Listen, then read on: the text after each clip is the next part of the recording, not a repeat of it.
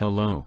I have decided to take some time to teach you how to make an emergency bag in the event you need to evacuate as the result of a natural disaster, because it's National Preparedness Month and people in numerous countries appear to be suffering from natural disasters at this point in time. An emergency bag contains basic materials you will need to survive in the event a catastrophe occurs. It's important you prepare your bag before a crisis arises to avoid unintentionally leaving something behind that you might need. Each member of your family, including your pets, should have an emergency bag to carry what they need to survive.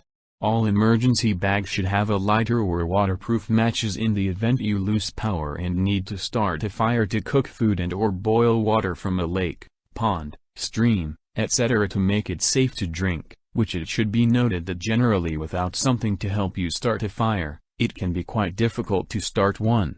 Each bag should also contain blanket and maybe a small pillow for each member of your family. You should have 2 to 3 bottles of water for you and your family to share.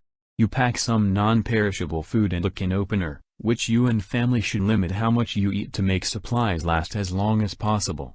You should pack 2 to 3 outfits, but it is recommended that color and type of clothing you pack should be based the climate of where you are going.